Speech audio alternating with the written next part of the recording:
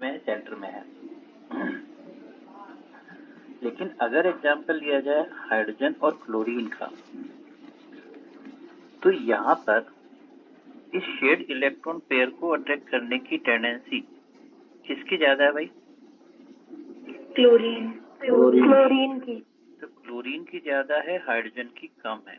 इसका मतलब अब ये क्लोरीन इस इलेक्ट्रॉन पेयर को अपनी ओर अट्रैक्ट कर रहा है ज्यादा पावर से, so that this electron is shifted more towards the chlorine, और उसकी वजह से यहाँ पर पार्शियल पॉजिटिव आ गया, और हम कहेंगे कि ये जो बॉन्ड बना वो कैसा हो गया? Polar covalent bond. तो यहाँ पर ये पोलर कोवलेंट बॉन्ड बन गया। जबकि H2 के अंदर क्या था? इलेक्ट्रोनेगेटिविटी दोनों की इक्वल थी, तो हमने कहा ये बॉन्ड कैसा है? Non polar covalent bond. इसका मतलब बॉन्ड में पोलरिटी को इलेक्ट्रोनेगेटिविटी के इफेक्ट से हम लोग शो करते हैं। अब शेयर्ड इलेक्ट्रॉन पेयर को कौन इलेक्ट्रॉन को ज्यादा पावर से खींचेगा? वो उसकी इलेक्ट्रोनेगेटिविटी। अब इलेक्ट्रोनेगेटिविटी का कहीं कोई मैग्नीट्यूड नहीं होता है कि कौन ज्यादा पावरफुल, इसकी एक्सपेरिमेंटल वैल्यू हमारे पास नहीं है। भाई शेयर्ड इलेक्ट्रॉन को कौन ज्यादा खींच रहा है, तो इसका कोई देखो आयनाइजेशन एंथैल्पी होती है, तो उसकी एक्सपेरिमेंटल वैल्यू होती है किलो जूल पर मोल में। इलेक्ट्रॉन को रिमूव करना, कितना इलेक्ट्रॉन एनर्जी देनी पड़ी। इलेक्ट्रॉन गेन किया, कितनी एनर्जी रिलीज हुई। तो ये एक्सपेरिमेंटल है, बट इलेक्ट्रॉन नेगेटिविटी की एक्सपेरिमेंटल वैल्यू नहीं है। तो रिप्रेजेंट कैसे करें? रिप्रेजेंट करने के लिए अलग अलग टाइम पर अलग अलग तरीके यूज किए गए। उनमें से एक बहुत कॉमन सा तरीका है, वो है मोलिक्यूलर स्केल। अब इस मोलिक्यूलर स्केल में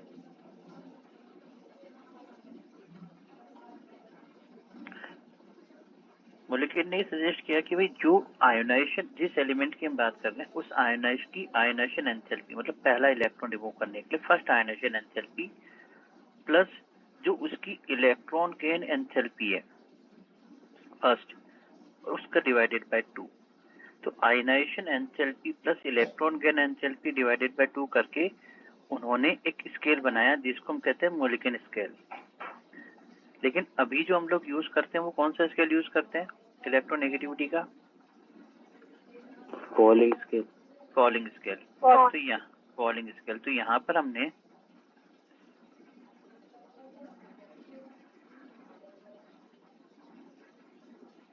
polling scale.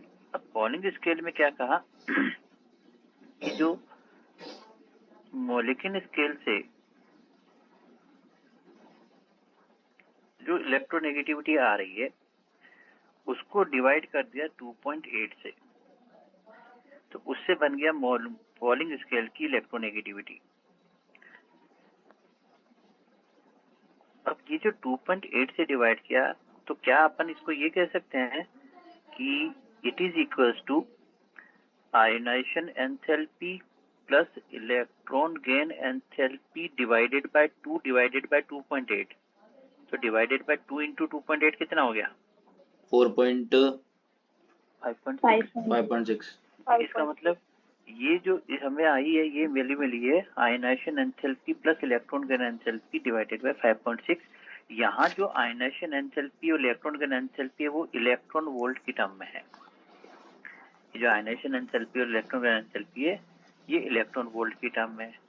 You can also convert electron volt into joule और किलो जूल और किलो कैलोरी, इसमें इस तरीके से कन्वर्ट किया जा सकता है। अब ये 2.8 से डिवाइड क्यों किया भाई?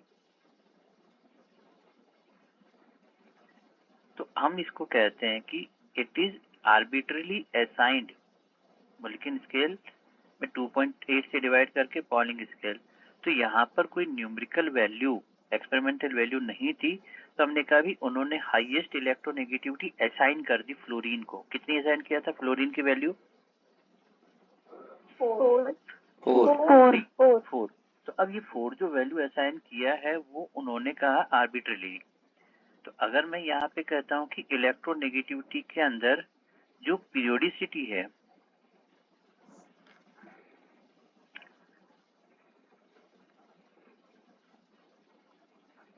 कहते हैं एक ही पीरियड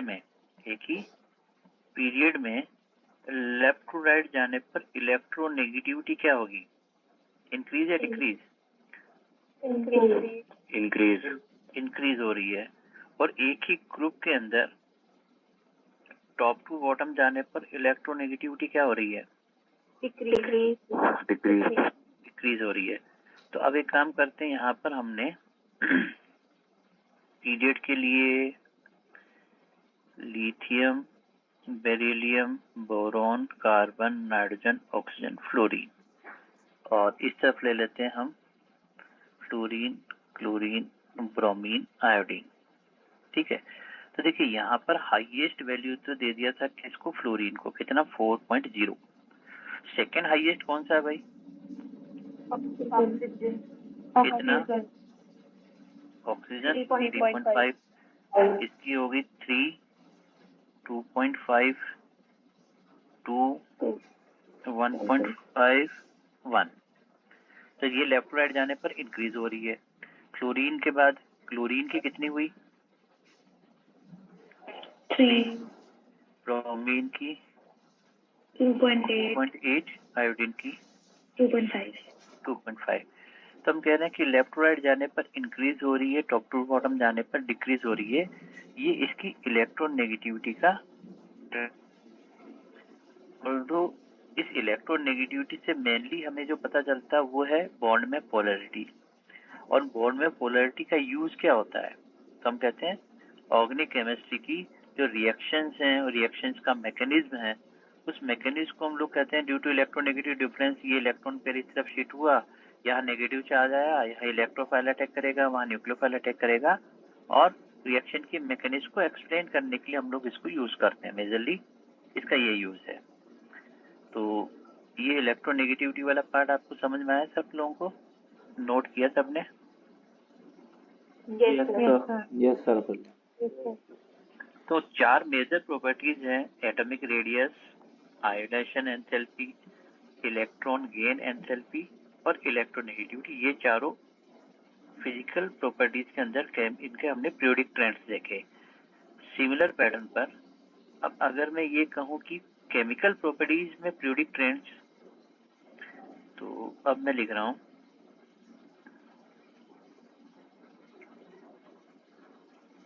पीरियोडिक ट्रेंड्स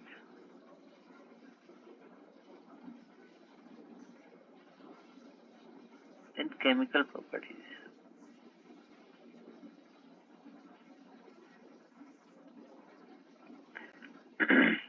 अब देखिए केमिकल प्रॉपर्टीज में एक तो हम बात करते हैं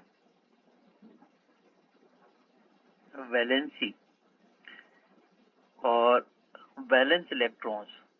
तो वैलेंसी और वैलेंस इलेक्ट्रॉन दोनों सेम होते हैं या अलग अलग होते हैं? डिफरेंट, अलग होते हैं फिर, अलग होते हैं। तो अच्छा, सर अभी अलग हो भी सकते हैं। अच्छा, डिफरेंट है। ये भी बात बहुत सही, ये स्मार्ट जवाब है एकदम। Lithium, beryllium, boron, carbon, nitrogen, oxygen, fluorine, neon. ठीक है, अब अगर वैलेंस इलेक्ट्रॉन्स की बात करें तो लिथियम के पास कितने हो जाएंगे भाई, क्या लिखूं? 1, 2, 3, 4, 5, 6, 7, 8, ये तो हो गया वैलेंस इलेक्ट्रॉन्स। अच्छा, वैलेंसी लिखूं तो अब वैलेंसी क्या लिख सकता हूँ, 1, 2, 3, 4, 5, 3, 5,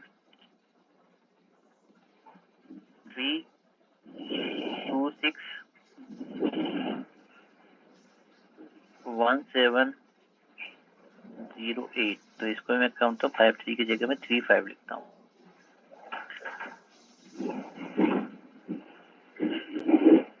ऐसा क्यों कर रहे हैं भाई, हमने 1, 3 और ऐसा क्यों लिखा? तो इसको समझने के लिए मैं काम करता हूँ, इनके हाइड्राइड लिखता हूँ एग्जाम्पल, इन एलिमेंट्स के हाइड्राइड। तो आप इसके हाइड्राइड को लिखें तो ये बन जाएगा lithium hydride, beryllium hydride, BH3, CH4, nitrogen के लिए NH3, H2O, HF और 0 मतलब इसको एक काम करते हैं, नील कर देते हैं ऐसा। तो इन हाइड्राइड के हिसाब से अगर मैं इनकी वैलेंसी देखूं तब तो इसकी वैलेंसी हो गई 1 2 3 4, फिर 3 2 1 0, ठीक है। लेकिन अगर आप इनके ऑक्साइड्स की बात कर दें तो इनके ऑक्साइड्स के अंदर वेरिएशन है। तो हम कहते हैं लिथियम का ऑक्साइड है, बेरिलियम का ऑक्साइड है, B2O3 CO2, ठीक है। नाइट्रोजन के अंदर 3 और 5, देखो नाइट्रोजन के लिए N2O3 N2O5 दोनों मिल रहे हैं। P2O3 को P4O6 लिख सकते हैं, P2O5 को P4O10 लिख सकते हैं, AS2O3 AS2O5, तो यहाँ पर 3 5 दोनों हो रही है oxidation state. Sulphur oxygen sulphur, sulphur में SO3 लिख लेते हैं, +6 तक चला गया। क्लोरीन में Cl2O7 +7 तक चला गया। XeO4 +8 तक चला गया। तो यहाँ पर इस तरीके से +6 +7 +8 तक का कॉम्बिनेशन ऑब्जर्व किया जा सकता है। ये पॉइंट याद आया आप लोगों को?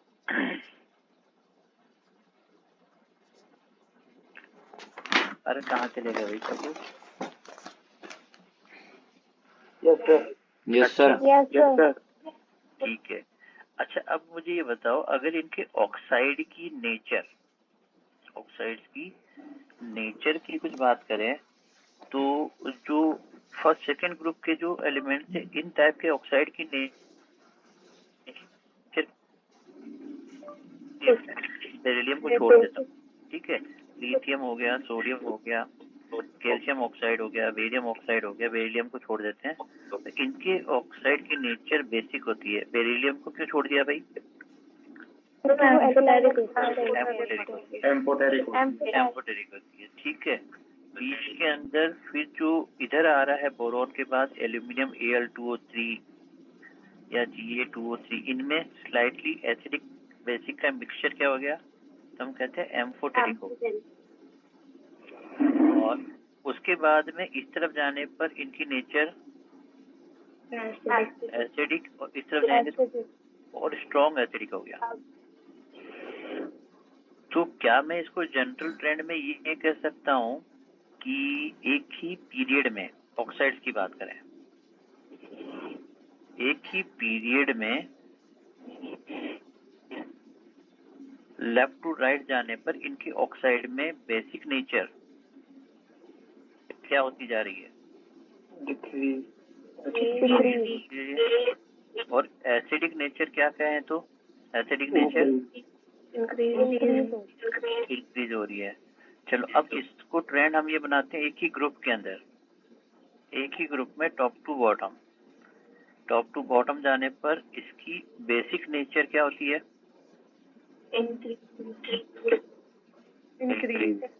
इंक्रीज होती है। और एसिडिक नेचर डिक्रीज। तो ये जनरल ट्रेंड हमने इनके ऑक्साइड्स के लिए ले लिया। ऑल्दो अभी बहुत ज्यादा डिस्कशन हम क्यों नहीं कर रहे हैं, क्योंकि हमें पूरा P block, S block, group 13, 14, 15, 16 सभी डिटेल में डिस्कस करना है। तो सर यहाँ पर डिस्कशन करने की कोई लॉजिक नहीं है, हम लोग उन प्रॉपर प्लेस पर S ब्लॉक, P ब्लॉक के अंदर ही इनकी प्रॉपर्टीज को डिस्कस करेंगे। तो ये कुछ नोट किया आप लोगों ने?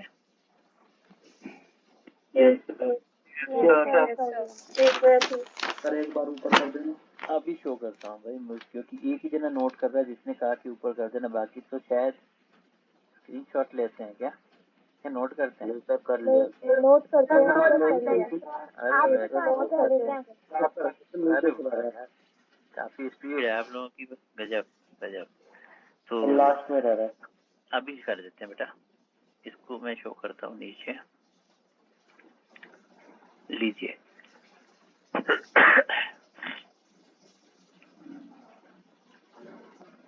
सर एक बार ये हाइड्राइड्स के बारे में बता दीजिए। हाइड्राइड के बारे में बता देते हैं। देखो हाइड्राइड्स में क्या था कि ये वैलेंसी, जैसे हमने कहा लीच की वैलेंसी 1 है, 2 है, 3 है, 4 है। यहाँ तक तो 1 2 3 4 तो पहले इंक्रीज कर रही है, लेकिन फिर बाद में वैलेंसी डिक्रीज कर रही है, 3 2 1 0। तो हम कहते हैं हाइड्राइड में first increases then decreases. Okay. तो नोट किया हो तो मैं इसको शिफ्ट कर दूं आगे, मतलब। Yes sir.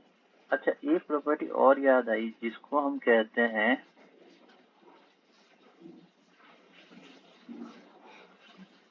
Diagonal relations.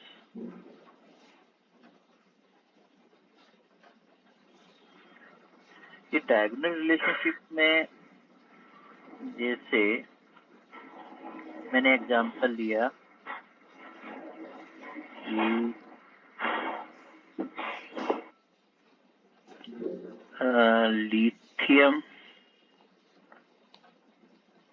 Lithium, beryllium, boron, carbon, nitrogen, oxygen, fluorine. ठीक है, लिथियम के नीचे सोडियम, बेरिलियम के नीचे मैग्नीशियम, बोरॉन के नीचे aluminium, carbon, silicon, nitrogen, phosphorus, oxygen, sulphur, fluorine, chlorine.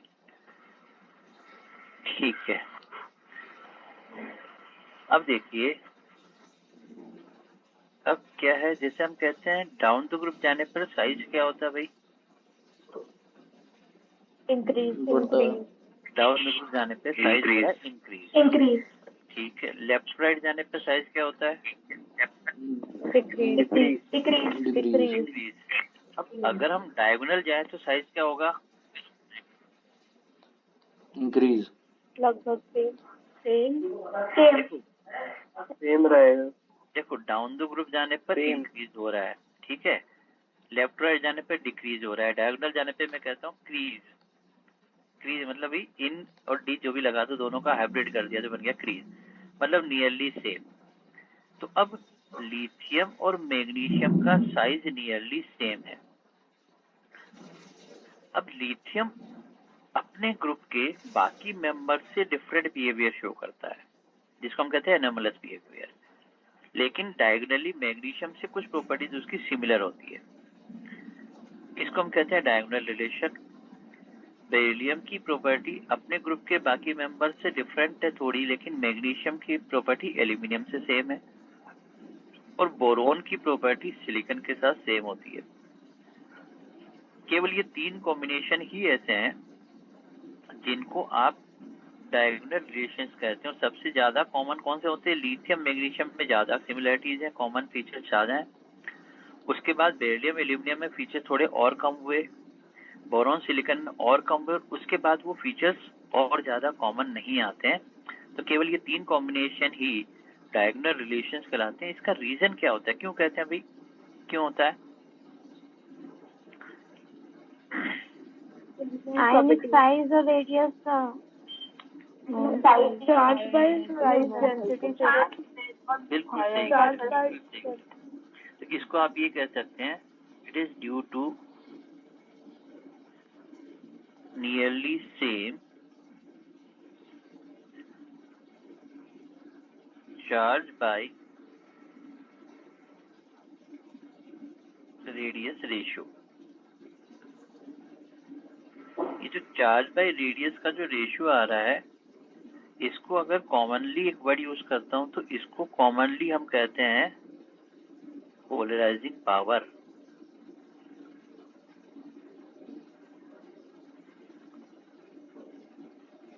हम आगे फेजांस रूल पढ़ेंगे, इसमें स्मॉल कैटायन लार्ज एनायन, तो उनकी पोलराइजिंग पावर, पोलराइजिटी। तो हम कहते हैं कि ये जो डायगोनल रिलेशन है, it is due to nearly similar, except same नहीं करें, nearly approximately similar polarizing power की वजह से ये बिहेवियर शो करते हैं एनोमलस बिहेवियर और डायगोनल रिलेशंस। इनकी प्रॉपर्टीज कौन कौन सी सिमिलर है उनको डिटेल में हम लोग एस ब्लॉक के अंदर लिथियम मैग्नीशियम की ग्रुप 1 में और बेरिलियम एल्यूमिनियम की ग्रुप 2 में डिस्कस कर लेंगे। तो ये तीनों डायगोनल रिलेशंस कौन कौन से होते हैं ये नोट किया आपने? Yes sir. गुड।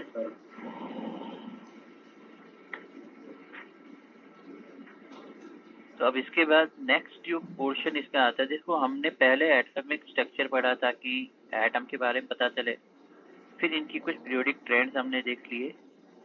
अब नेक्स्ट जो पोर्शन है वो है हमारा केमिकल बॉन्डिंग। हम सब लोग चलो पहले चैप्टर का नाम लिखते हैं।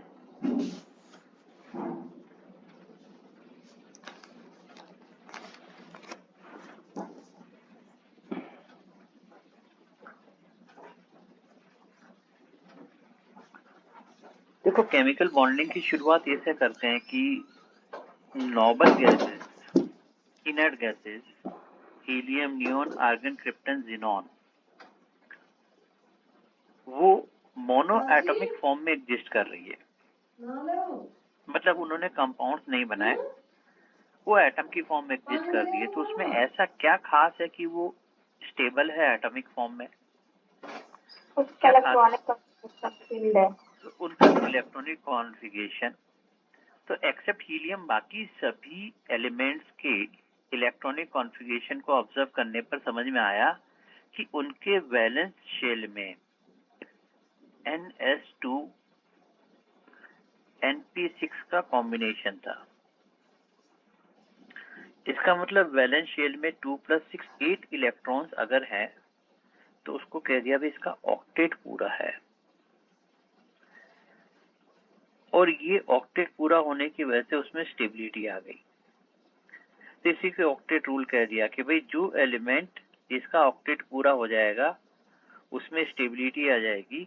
और स्टेबिलिटी आने के लिए, ऑक्टेट पूरा करने के लिए वो क्या करते हैं, या तो इलेक्ट्रॉन की लूजिंग करते हैं, 2 गिलास, या गेनिंग करते हैं, या शेयरिंग करते हैं। इलेक्ट्रॉन की लूजिंग, गेनिंग या शेयरिंग करके वो बॉन्ड फॉर्मेशन करते हैं। और बॉन्ड फॉर्मेशन करने का क्या रीजन है भाई, क्यों करते हैं? ताकि उसमें क्या आ जाए, स्टेबिलिटी। ठीक है। एक्चुअली ये तो एक थ्योरेटिकल कंसेप्ट है, लेकिन अगर हम एक्चुअल बात करें तो ये सब गेनिंग, लूजिंग, शेयरिंग सब कुछ होने का बेसिक रीजन होता है स्टेबिलिटी। और स्टेबिलिटी का थर्मोडायनेमिक्स के हिसाब से अगर हम बात करें तो वो है एनर्जी। अगर कुछ भी करने से, कोई भी ऐसा प्रोसेस हो जिससे उस सिस्टम की एनर्जी डिक्रीज हो, पोटेंशियल एनर्जी, या हम कहें कि सिस्टम में से उसकी एनर्जी में डिक्रीज हो, तो जिसकी एनर्जी कम उसकी स्टेबिलिटी ज्यादा, और जिसकी एनर्जी ज्यादा उसकी स्टेबिलिटी कम। तो ऐसा सब कुछ इसलिए होता है क्योंकि ऐसा करने से नेट जो रिजल्टेंट होता है उसके पोटेंशियल एनर्जी उसकी डिक्रीज हो गई, एनर्जी डिक्रीज हो गई तो उससे सिस्टम की स्टेबिलिटी इंक्रीज हो गई और बॉन्ड फॉर्मेशन हो गए। तो ये तो एक्चुअल रीजन है थर्मोडायनेमिक्स का। लेकिन हम थ्योरेटिकली क्या कहते हैं, ऑक्टेट पूरा करने के लिए ऑक्टेट पूरा हो गया तो उसमें स्टेबिलिटी आ गई, नोबल गैस जैसा कॉन्फ़िगरेशन आ गया तो उसमें स्टेबिलिटी आ गई। तो अब एक काम करते हैं, हमारे पास 3 टाइप के कॉम्बिनेशन है या 3 टाइप के नेचर के एलिमेंट्स हैं। या तो इलेक्ट्रो पॉजिटिव मतलब मेटल विथ मेटल कंबाइन करें, या नेगेटिव विथ नेगेटिव मतलब non metal with non metal combine करें, और पॉजिटिव विथ नेगेटिव या नेगेटिव विथ पॉजिटिव। मतलब एक मेटल एक नॉन मेटल, 3 कॉम्बिनेशन हम लोगों ने ले लिया। नेगेटिव पॉजिटिव, पॉजिटिव नेगेटिव, एक ही जैसी चीज है। अब पॉजिटिव और पॉजिटिव मतलब मेटल मेटल के साथ अगर बॉन्डिंग बनता है तो इस टाइप की कैटेगरी से जो बॉन्ड बनेगा वो किस टाइप का बॉन्ड कहलाएगा, मेटेलिक बॉन्ड। इसको हमने कह दिया मेटेलिक बॉन्ड। ठीक है। नेगेटिव एलिमेंट इलेक्ट्रोनेगेटिव मतलब नॉन मेटल आपस में कंबाइन करेंगे तो ये जो बॉन्ड बनेगा वो कोवेलेंट ये हो गया कोवेलेंट बॉन्ड। और एक मेटल एक नॉन मेटल, एक पॉजिटिव एक नेगेटिव है, ये कंबाइन करेंगे तो क्या बन गया? Ionic bond. इसका मतलब मेजरली हमने 3 कैटेगरी बना लिया, मेटेलिक, कोवेलेंट और आयनिक। अब इन तीनों को एक एक करके डिस्कस कर लेते हैं। ऑल्दो सब कुछ आपने डिस्कस किया हुआ, लेकिन फिर भी एक बार रिवाइज कर लेते हैं। तो अगर हम बात करें मेटेलिक बॉन्ड की,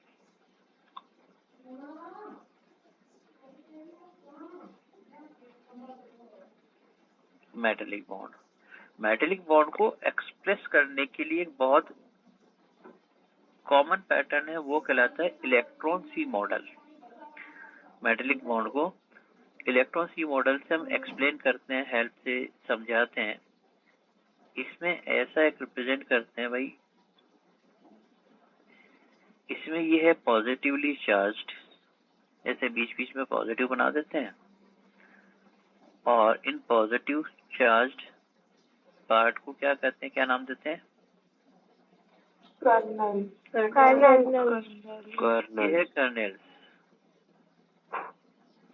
बेसिकली कर्नेल्स जो हैं वो एक कॉम्बिनेशन है, जैसे एक तो ये तो है न्यूक्लियस, और बाकी जो है उसमें वैलेंस शेल के इलेक्ट्रॉन को छोड़ दो। आउटरमोस्ट शेल तो हो गया वैलेंस शेल, वैलेंस शेल के इलेक्ट्रॉन को छोड़ दो तो अंदर वाले जो सारी शेल्स होती हैं वो कंप्लीटली फिल्ड है। तो हम कहते हैं nucleus plus all inner fulfilled shells, इन सबको मिला करके एक कॉमन नाम दे दिया और उसको कह दिया हमने क्या? कर्नेल। वैलेंस शेल के इलेक्ट्रॉन छोड़ दिए तो कर्नेल्स के अंदर न्यूक्लियस और अंदर की सारी फुलफिल्ड शेल्स हैं, वो तो हो गई कर्नेल्स। और जो वैलेंस शेल के इलेक्ट्रॉन्स यहाँ बचे उसको हम फ्री इलेक्ट्रॉन्स की फॉर्म में, मोबाइल इलेक्ट्रॉन्स की फॉर्म में यहाँ पर दिखा देते हैं। यहाँ पर ये इलेक्ट्रॉन्स हैं जो मोबाइल इलेक्ट्रॉन्स की फॉर्म में इस मेटेलिक कोर के बीच में मूव करते रहते हैं। दीज आर कॉल्ड मोबाइल और फ्री इलेक्ट्रॉन्स। तो इस टाइप का ये जो स्ट्रक्चर बना इसको हम कहते हैं इलेक्ट्रॉन सी मॉडल। अब इस इलेक्ट्रॉन सी मॉडल से आप मेटल में इलेक्ट्रिकल कंडक्टिविटी, कि मेटल्स आर इलेक्ट्रिकली कंडक्टर्स, तो इलेक्ट्रॉन्स का फ्री अवेलेबिलिटी होती है। मोबाइल इलेक्ट्रॉन्स हैं, फ्री इलेक्ट्रॉन्स हैं, वैलेंस इलेक्ट्रॉन्स हैं, जो एक मेटल से दूसरे तक मूव करते रहेंगे, तो उनका इलेक्ट्रिकल कंडक्टिविटी शो करते हैं। We can explain the thermal conductivity of the metal. अगर एक मेटल का स्पून लिया आपने, उसके एक एंड को गर्म किया, हीट किया, क्या ऑब्जर्व करते हैं? उसका जो दूसरा एंड है वो भी गर्म हो जाता है। भाई कैसा क्यों? एक एंड को हमने गर्म किया तो हीट ट्रांसफर होती है। हीट ट्रांसफर होती है। तो हम कहते हैं कि उसमें जिस एंड को आपने गर्म किया उस एंड के इलेक्ट्रॉन्स की एनर्जी बढ़ी और वो पूरे कोर में सर्कुलेट हो गए, तो दूसरे एंड पर भी हीट ट्रांसफर हो गई और दूसरा एंड भी गर्म हो गया। तो हम कहते हैं थर्मल कंडक्टिविटी शो करते हैं, इलेक्ट्रिकल कंडक्टिविटी शो करते हैं। तो ये सब प्रॉपर्टीज मेटेलिक बॉन्ड इस तरीके से हम लोग एक्सप्लेन कर लेते हैं। मेटेलिक बॉन्ड समझ में आया आपको? और ये जो मॉडल जिसको हम बात कर रहे हैं इसको हम कहते हैं इलेक्ट्रॉन सी मॉडल।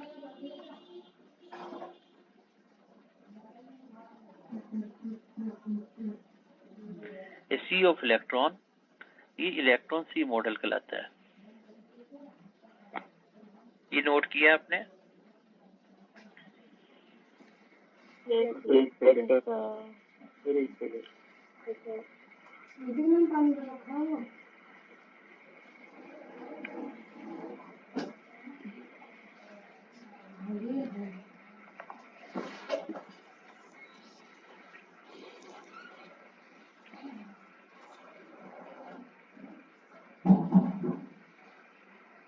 हो गया भाई?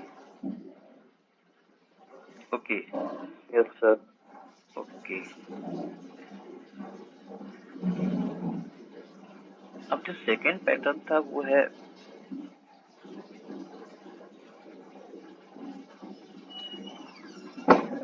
Covalent bond. कोवलेंट बॉन्ड बनता है इलेक्ट्रॉन्स की शेयरिंग से। अब देखो 9th क्लास में जो हमने कहा था कि इलेक्ट्रॉन्स की शेयरिंग करते हैं, ऑक्टेट पूरा करते हैं, डुएट पूरा करते हैं, ऐसे स्ट्रक्चर बना के बताऊं मैं? चलो एक आध बता देते हैं। एक हाइड्रोजन, दूसरा हाइड्रोजन, एक इलेक्ट्रॉन्स की शेयरिंग करके उन्होंने डुएट पूरा कर लिया, तो हाइड्रोजन और हाइड्रोजन के बीच में एक बॉन्ड बन गया, कोवलेंट बॉन्ड। ठीक है, एक हाइड्रोजन, एक क्लोरीन, हाइड्रोजन के पास 1 इलेक्ट्रॉन, क्लोरीन के पास 7 इलेक्ट्रॉन। इन्होंने इलेक्ट्रॉन्स की शेयरिंग करके दोनों का डुएट और ऑक्टेट पूरा हो गया, तो यहाँ पर हाइड्रोजन और क्लोरीन के बीच में ये बॉन्ड बन गया। अब जो इलेक्ट्रॉन शेयरिंग में पार्टिसिपेट नहीं करते हैं उसको हमने क्या कह दिया?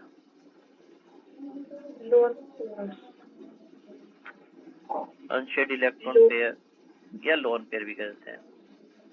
पेयर कहेंगे तो लोन पेयर हो गए, इलेक्ट्रॉन कहेंगे तो अनशेयर्ड इलेक्ट्रॉन्स हो गए। और ये जो इलेक्ट्रॉन जो शेयरिंग में पार्टिसिपेट हुए वो क्या हो गए? Shared pair of electron. Yes, bond pair of electron, bond pair हो गए, शेयर्ड इलेक्ट्रॉन पेयर हो गए। अब मल्टीपल बॉन्ड्स भी बन जाते हैं, जैसे ऑक्सीजन के बीच में डबल बॉन्ड बन गया, तो 2 इलेक्ट्रॉन्स की शेयरिंग कर ली। नाइट्रोजन के बीच में 3 इलेक्ट्रॉन की शेयरिंग कर लेते हैं।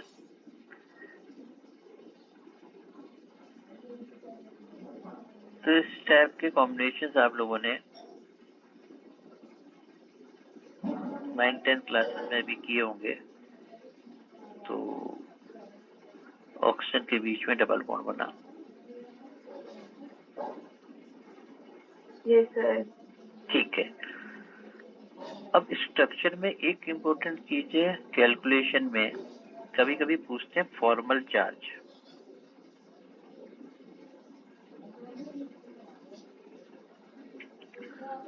ठीक है, फॉर्मल चार्ज अगर काउंट करना है तो ये होता है V minus U minus half of the S। V minus U minus half of the S। यहाँ पर V क्या है? V है number of valence electron. U represent कर रहा है नंबर ऑफ अनशेयर्ड इलेक्ट्रॉन, और S रिप्रेजेंट करता है नंबर ऑफ शेयर्ड इलेक्ट्रॉन। ठीक है, अब जैसे मान लो आपसे ये पूछा जाए कि ozone, O double bond O single bond O,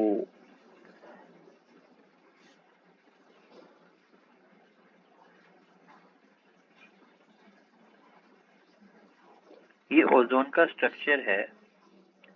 और मैंने नंबरिंग या नेमिंग इसको A रिप्रेजेंट कर दिया, इसको B रिप्रेजेंट कर दिया, इसको C रिप्रेजेंट कर दिया। और आपसे कहा जाए अभी आपको फॉर्मल चार्ज फाइंड आउट करना है ऑक्सीजन एटम A का, फिर ऑक्सीजन एटम B का, फिर ऑक्सीजन एटम C का।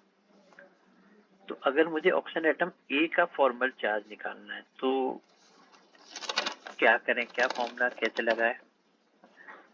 तो देखो फॉर्मूला है V minus U minus half of the S। तो ऑक्सीजन के पास V कितने हो गए?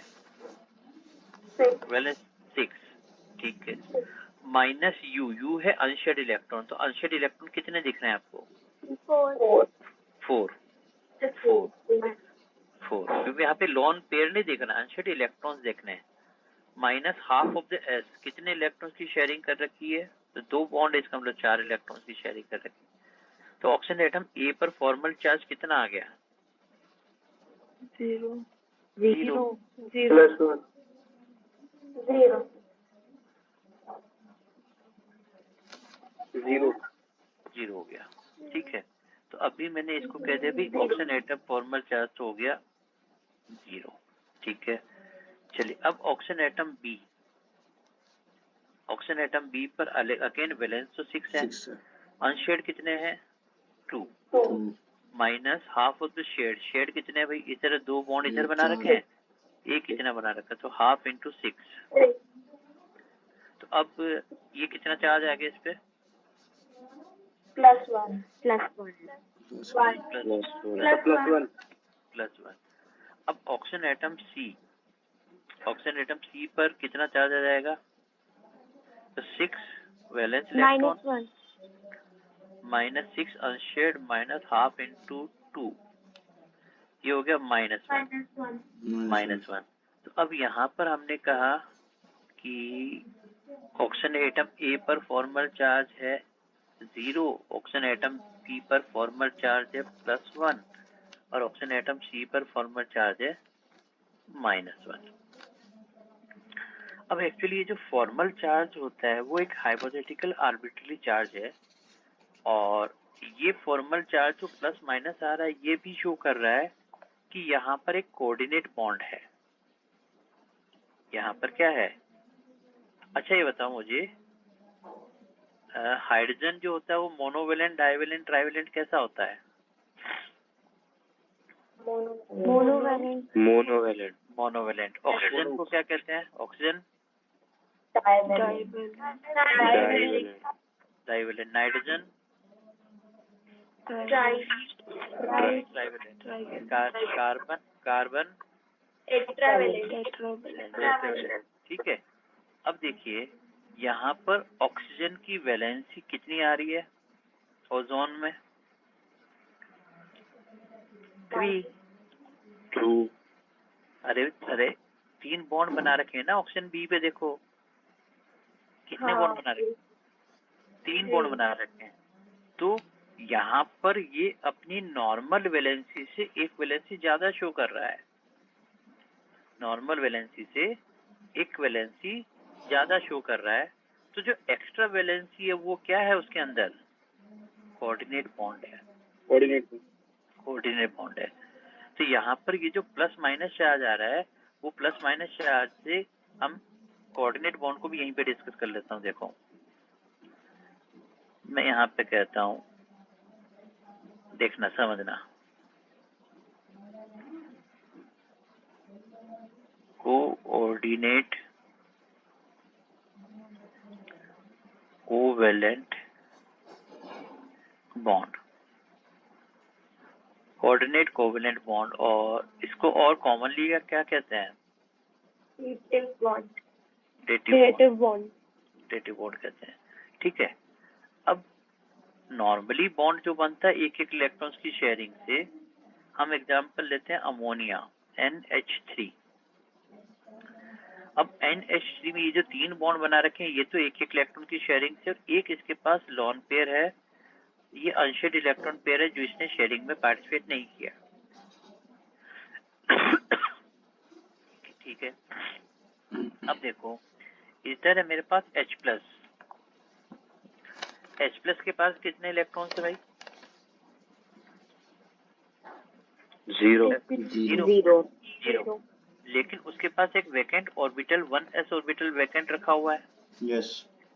तो एक तो ऐसी स्पीसीज है जिसके पास एक वैकेंट ऑर्बिटल है, और एक ऐसी स्पीसीज जिसके पास एक पेयर। अब यहाँ पर भी शेयरिंग हो रही है, ये अपना लॉन पेयर शेयर कर रहा है नाइट्रोजन, और H+ अपना वैकेंट ऑर्बिटल शेयर कर रहा है। वो भी कह रहा है शेयर तो मैं भी कर रहा हूँ वैकेंट ऑर्बिटल, क्योंकि ऑर्बिटल नहीं होगा तो इलेक्ट्रॉन कहाँ रखोगे। तो H+ ने अपना ऑर्बिटल शेयर किया, नाइट्रोजन ने अपना लॉन पेयर शेयर किया, और डोनर टू एक्सेप्टर हमने एरो बना दिया। एरो की डायरेक्शन डोनर से एक्सेप्टर की तरफ हो गई। अब इसको लिखने का दूसरा तरीका, देखना, ये लिखा मैंने NH और ये H+ था। अब अगर एरो नहीं बनाता हूं तो एरो की जगह मैं एक सिंपल लाइन बना दूं, और जिसने लॉन पेयर दिया डोनर, उस पे तो +1 लिख देता हूँ, और जिसने उसको एक्सेप्ट किया उस पे माइनस लिख देता हूँ। अब देखो ये प्लस माइनस तो क्या हो गए, कैंसिल हो गए। तो अब क्या बच गया, ये NH4+, ये स्ट्रक्चर बन गया अमोनियम आयन। तो इसको मैंने कहा ये अमोनियम आयन के अंदर NH+।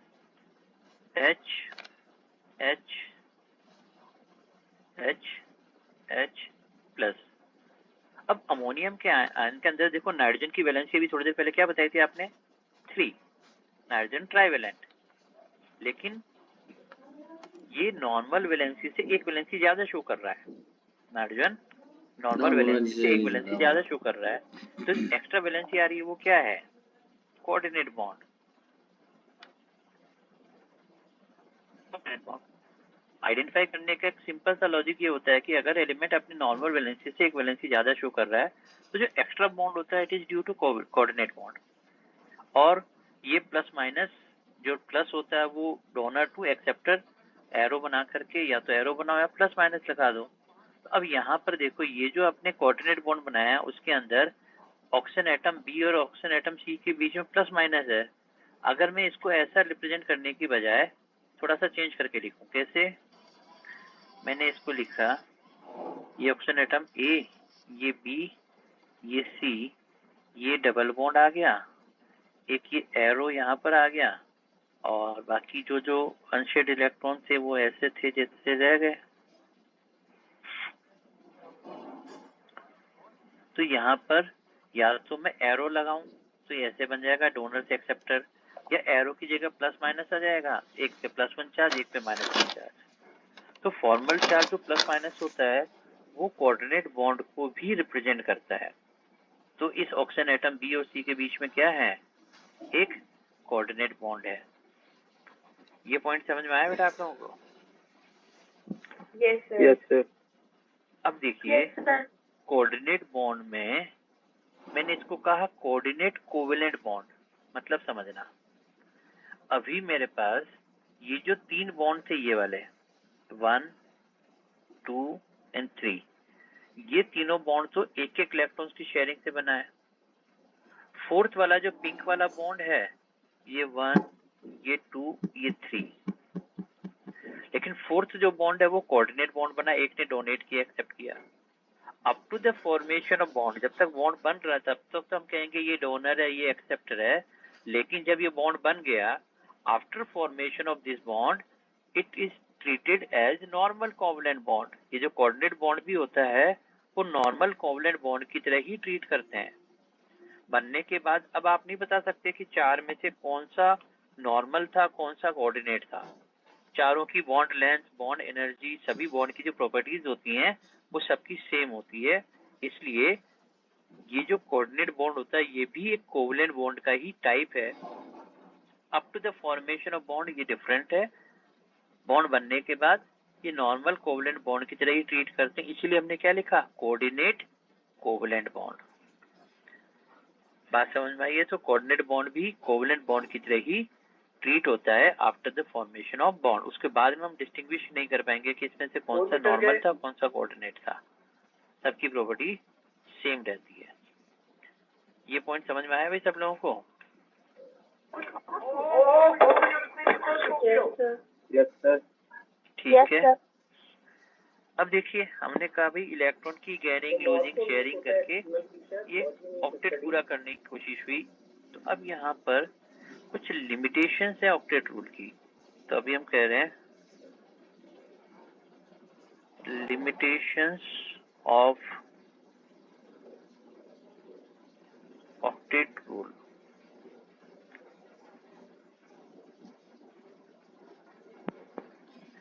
क्या क्या लिमिटेशंस हैं? तो फर्स्ट लिमिटेशन तो ये आती है कि कुछ ऐसे कंपाउंड्स का फॉर्मेशन हुआ जिसमें ऑक्टेट पूरा नहीं है, मतलब इलेक्ट्रॉन डेफिशिएंट है लेकिन फिर भी वो कंपाउंड फॉर्म कर रहा है। तो यहाँ पर हमने कहा formation of compounds having incomplete octet. Octet जिनका कंप्लीट नहीं था उनके भी कंपाउंड मिल रहे हैं। जैसे इनकम्प्लीट ऑक्टेट के एग्जांपल कौन कौन से भाई? BeCl2 देखो एक तो हुआ lithium chloride BeF2, aluminium chloride, Cl2, AlCl3,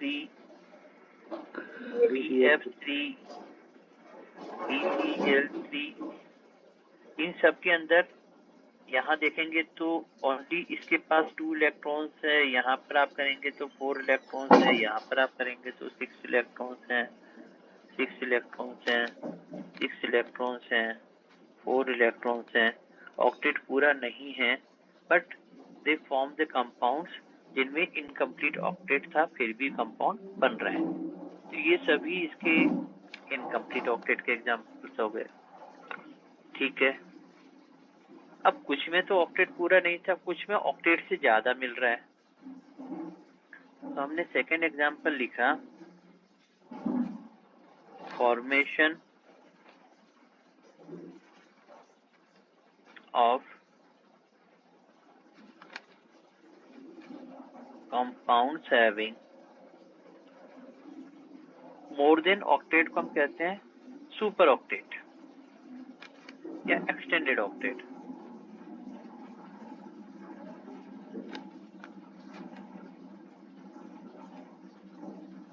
extended या सुपर ऑक्टेट जिनमें वैलेंस शेल में शेयरिंग के बाद मोर देन 8 इलेक्ट्रॉन्स हो रहे हैं। तो ऐसे सुपर ऑक्टेट वाले एग्जांपल कौन कौन से हो गए? PCl5, वेरी गुड, SF6,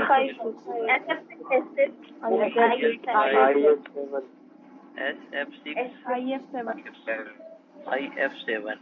तो अब देखो यहाँ पर PCl5 में फास्फोरस के पास 10 इलेक्ट्रॉन्स कंसिडर हो रहे हैं, सल्फर में 12 इलेक्ट्रॉन्स कंसिडर हो रहे हैं, आयोडीन में 14 इलेक्ट्रॉन कंसिडर हो रहे हैं। तो यहाँ पर अगर आप स्ट्रक्चर बना के देखें तो एक फास्फोरस 1 2, अरे ऐसे नहीं बनाते हैं इसको,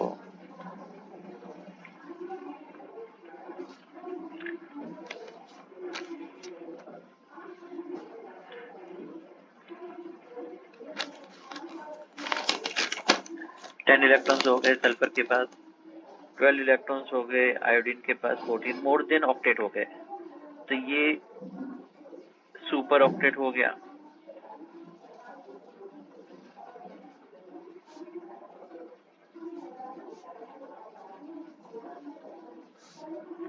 लेकिन फिर भी ये कंपाउंड एग्जिस्ट कर रहे हैं।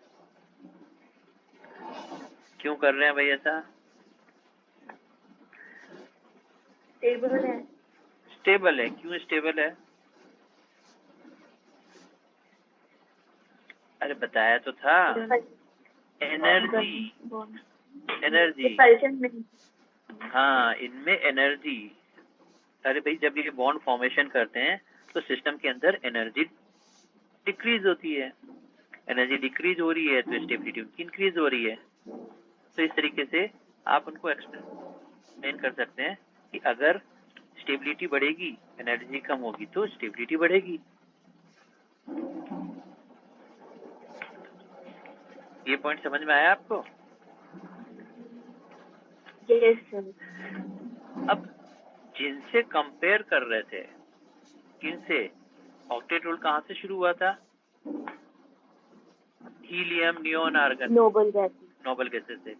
अब जिसको कंपेयर करके हम कह रहे थे कि जिनके जैसा बनने की कोशिश कर रहे थे उनमें से ही एक ज़ेनॉन एक ऐसा निकला जिसने अपने ग्रुप का नाम क्या कर रखा था? शराब। ग्रुप का नाम बदनाम कर रखा था। कंपाउंड कहते थे कंपाउंड नहीं बनाते हैं, कंपाउंड नहीं बनाते, लेकिन ज़ेनॉन एक ऐसा जिसने कंपाउंड बना रखे थे। तो यहाँ पर थर्ड जो लिमिटेशन है वो है फॉर्मेशन ऑफ ज़ेनॉन कंपाउंड्स लिख लेते हैं। Formation of xenon compounds. अगर नोबल गैस ही थी, ऑक्टेट स्टेबल था, तो फिर xenon को कंपाउंड बनाने की क्या जरूरत थी?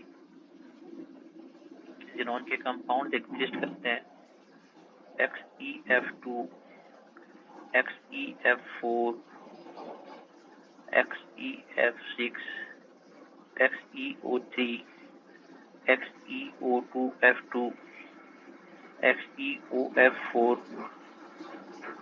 वैसे अरे भाई ठीक है, वैसे ये गलती एक बार क्रिप्टन ने भी की थी, KrF2, लेकिन एक ही बार गलती की, उसके बाद सुधर गया था ये। लेकिन xenon ये तो मानता ही नहीं था, कंपाउंड पे कंपाउंड फॉर्म किए जा रहा था। तो अगर ऐसी बात थी तो xenon को कंपाउंड क्या नहीं बनाने चाहिए थे, लेकिन फिर भी एग्जिस्ट कर रहे हैं। अब नॉर्मली हम लोग कहते हैं कि इलेक्ट्रॉन्स की शेयरिंग होती है तो पेयर की फॉर्म में होती है, मतलब इवन नंबर में। लेकिन कुछ कंपाउंड ऐसे भी मिले जिसमें ऑड नंबर ऑफ इलेक्ट्रॉन्स थे, ऑड इलेक्ट्रॉन स्पीशीज। तो ध्यान देना, देखो 3 इंपॉर्टेंट कंपाउंड्स हैं जिसमें ऑड इलेक्ट्रॉन है। तो हमने कहा formation of odd electron species.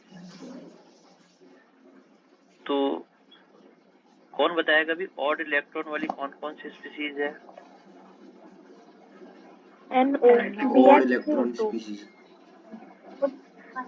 देखो NO2 और तीसरा ClO2। तो देखो मेन ये 3 एग्जाम्पल है जो ऑड इलेक्ट्रॉन स्पीशीज में आती है। एक तो होता है NO, एक है NO2 और तीसरा ClO2। ठीक है, अब NO में तो देखो हमने बताया क्या कि एक नाइट्रोजन एक ऑक्सीजन, ऑक्सीजन के पास 6 इलेक्ट्रॉन्स, नाइट्रोजन के पास 5 इलेक्ट्रॉन, 2 इलेक्ट्रॉन्स की शेयरिंग कर ली। तो उसके बाद भी एक और इलेक्ट्रॉन बचा हुआ इसके पास। ठीक है, तो ये NO हो गया, नाइट्रिक ऑक्साइड, इसको हमने कह दिया नाइट्रिक ऑक्साइड। ठीक है, दूसरा है NO2, ये है नाइट्रोजन डाइऑक्साइड। अब NO2 में क्या है, हम ये कहते हैं जो NO बना हुआ है, ये वाला NO,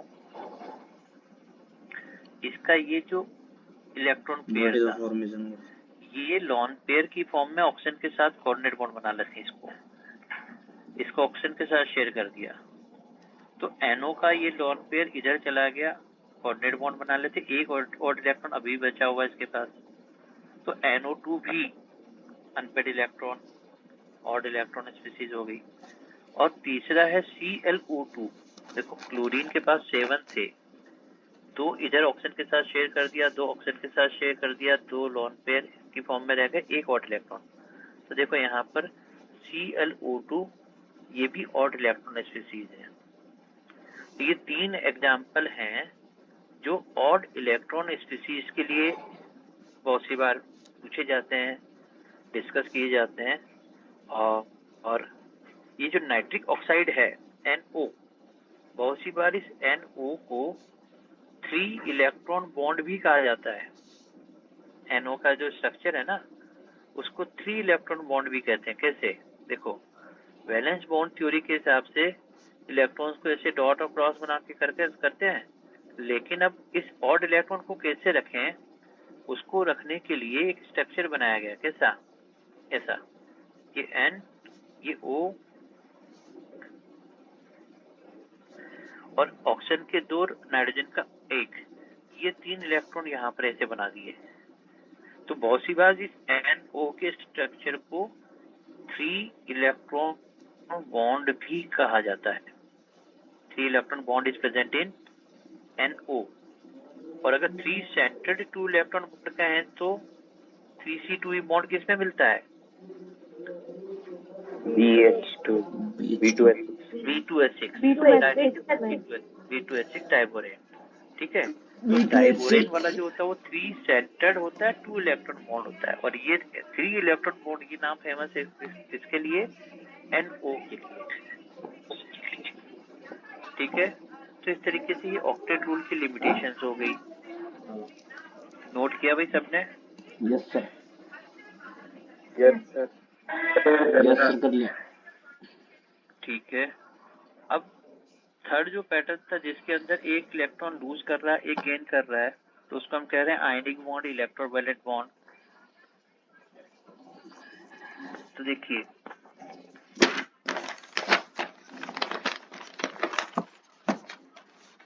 अब हमने थर्ड पैटर्न लिखा,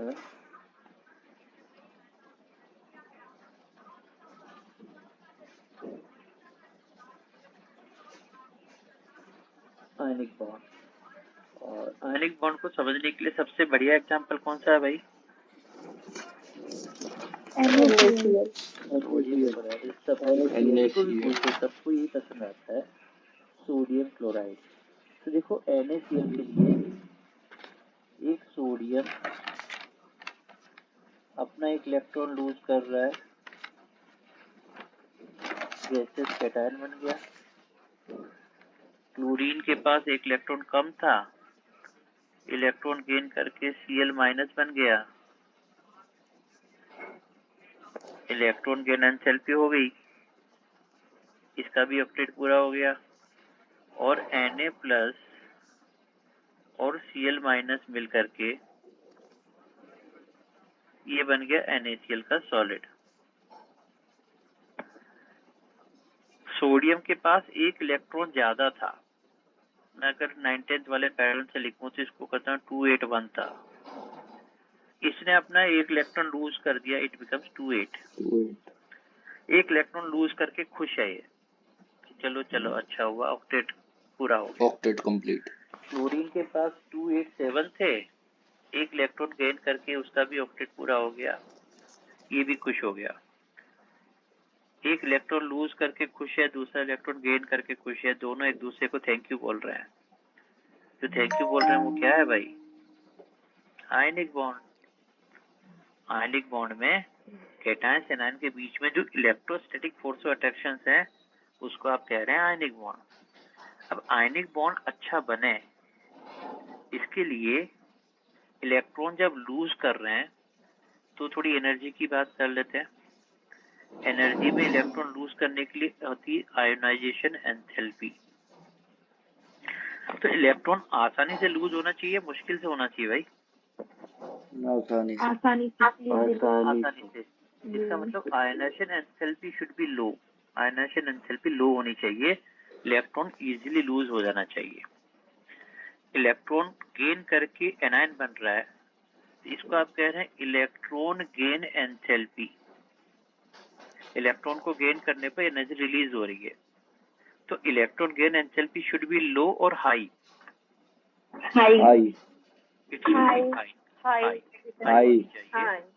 तो electron gain enthalpy should be high, ज्यादा एनर्जी रिलीज होनी चाहिए। और कैटायन और एनायन मिलकर के आपस में सॉलिड लैटिस बना रहे हैं, उसको आप कहते हैं लैटिस एंथैल्पी।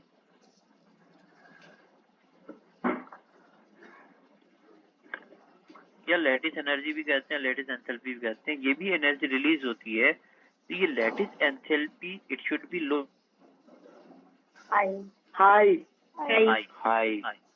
तो देखो जो भी एक्सोथर्मिक पार्ट है इट शुड बी हाई, और जितना भी एंडोथर्मिक पार्ट है इट शुड बी लो, क्योंकि ज्यादा एनर्जी रिलीज होगी तभी तो सिस्टम की एनर्जी डिक्रीज होगी, सिस्टम की एनर्जी डिक्रीज होगी तो स्टेबिलिटी बढ़ेगी।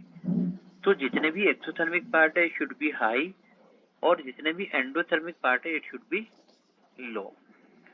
अब ये जो लैटिस एंथैल्पी है, बहुत सी बार लैटिस एंथैल्पी को क्वेश्चंस के फॉर्म में पूछा जाता है।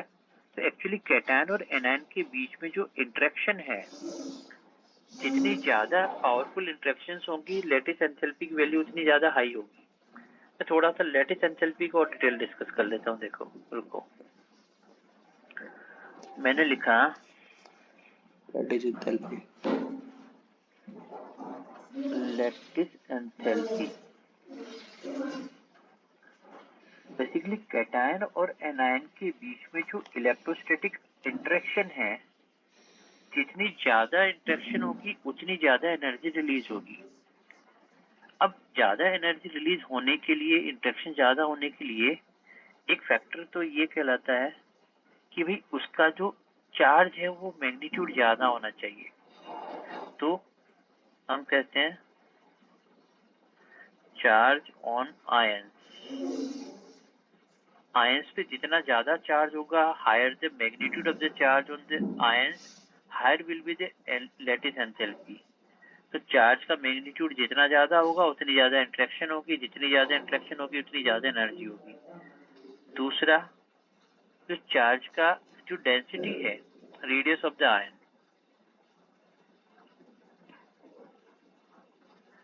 अगर रेडियस कम है तो चार्ज की डेंसिटी हाई होगी। हाई चार्ज डेंसिटी होगी तो हाई इंटरेक्शन होगा, हाई इंटरेक्शन होगा तो हाई लैटिस एंथैल्पी होगी। तो smaller the size, higher will be the lattice enthalpy, higher the charge, higher will be the lattice enthalpy. अब इन दोनों को कंपेयर करके मैं कुछ कंपैरिजन करता हूं। देखो, जैसे मैंने यहाँ पर एक एग्जांपल लिया, sodium chloride, potassium chloride, rubidium chloride, caesium chloride. इसमें लैटिस एंथैल्पी का ऑर्डर देखना है। तो इसमें देखो एनायन तो सब में कॉमन है, कोई डिफरेंस ही नहीं आ रहा है। कैटायन पर +1 +1 +1 +1। अब सोडियम, पोटेशियम, रुबिडियम, सीजियम में साइज बढ़ रहा है, मतलब रेडियस बढ़ रहा है, तो charge density per unit volume कम होती जा रही है, इंटरेक्शन कम होता जा रहा है। तो लैटिस एंथैल्पी क्या होती जाएगी? डिक्रीज। सबसे कम होती जाएगी। सबसे ज्यादा सोडियम क्लोराइड, फिर पोटेशियम, फिर रुबिडियम, फिर सीजियम। लैटिस एंथैल्पी का ऑर्डर इस तरीके से हमने कर लिया। ठीक है। अब हम ये कहते हैं कि दूसरा एग्जांपल लेते हैं। सेकंड एग्जांपल में मैंने ये लिया, एक लिया NaCl, एक लिया कैल्शियम ऑक्साइड, एक लिया एल्यूमिनियम नाइट्राइड। ठीक है। अब एक के अंदर +1 और -1 में इंटरेक्शन हो रहा है, एक में +2 और -2 में इंटरेक्शन हो रहा है, और एक में +3 और -3 में इंटरेक्शन हो रहा है। तो बताओ magnitude of the charge interaction सबसे ज्यादा किस में होगी? Aluminium nitride. तो अगर मुझे लैटिस एंथैल्पी का ऑर्डर लेना तो सबसे ज्यादा +3 -3 इंटरेक्शन है, उससे कम +2 -2 का है, उससे कम +1 -1 का है। ठीक है। चलो अब एक एग्जांपल और लिया। यहाँ पर मैंने लिया AlCl3, Al2O3 और Aln। अब इन तीनों में अगर देखते हैं तो यहाँ +3 कॉमन है तीनों में। एल्यूमिनियम पर चार्ज में फर्क नहीं पड़ रहा है, लेकिन यहाँ +3 का क्लोरीन के -1 से इंटरेक्शन हो रहा है, यहाँ ऑप्शन के -2 से इंटरेक्शन हो रहा है, या एल्यूमिनियम के -3 से इंटरेक्शन हो रहा है। तो बताओ मैग्नीट्यूड ऑफ इंटरेक्शन किस में ज्यादा होगा? -3 वाले की या अरे एल्यूमिनियम नाइट्राइड। तो -3 वाली जो इंटरेक्शन है वो सबसे ज्यादा है, उसके बाद -2 वाली इंटरेक्शन है, उससे कम -1 वाली इंटरेक्शन है। तो अगर इसमें देखेंगे तो Al+3 सब में सेम है, तो AlCl3, उसके बाद Al2O3, फिर एल्यूमिनियम नाइट्राइड। ये लैटिस एंथैल्पी इस तरीके से। तो ये कुछ थ्योरेटिकल पॉइंट है जिसके बेसिस पर आप ऑल्दो लैटिस एंथैल्पी को न्यूमेरिकली कैलकुलेट करने के लिए बॉन्ड हेबर साइकिल है जो थर्मोडायनेमिक्स में पढ़ते हैं, लेकिन कंपैरेटिवली आप इस तरीके से भी कंसिडर कर सकते हैं। ये पॉइंट समझ में आया आपको? Yes.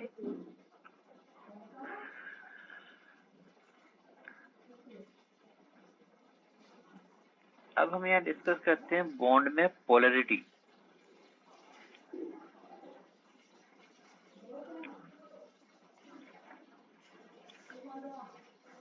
पोलरिटी इन बॉन्ड्स। अब देखो दो टाइप के बॉन्ड हमने डिस्कस कर लिए, एक कोवेलेंट बॉन्ड है, एक आयनिक बॉन्ड है। पहले कोवेलेंट बॉन्ड में कुछ आयनिक कैरेक्टर की बात करते हैं और फिर आयनिक बॉन्ड में कुछ कोवेलेंट कैरेक्टर की बात करेंगे। वो जल्दी तो मैंने यहाँ पर सब लिखा। अभी मैं कोवेलेंट बॉन्ड में आयनिक कैरेक्टर की बात कर रहा हूँ, तो मैं लिख रहा हूँ इसको महरूम से आयनिक कैरेक्टर्स महरूम इन कोवेलेंट बॉन्ड। मेरी फोटो सेंड कर दो उसके पास। अरे वो ऐसी है आयनिक कैरेक्टर्स इन कोवेलेंट बॉन्ड। और कोवेलेंट बॉन्ड में आयनिक कैरेक्टर को लिखते हैं हम डाइपोल मोमेंट।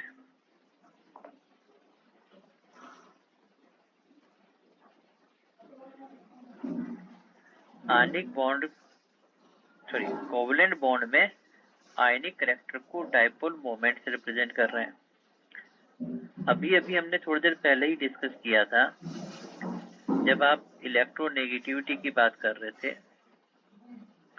कि अगर दो इक्वल इलेक्ट्रोनेगेटिविटी वाले एलिमेंट है, जैसे हाइड्रोजन और हाइड्रोजन के बीच में इलेक्ट्रॉन पेयर दोनों के एग्जैक्ट बीच में है, जितनी पावर से एक खींच रहा है दूसरा भी उतनी पावर से खींच रहा है, तो ये नॉन पोलर कोवेलेंट बॉन्ड था।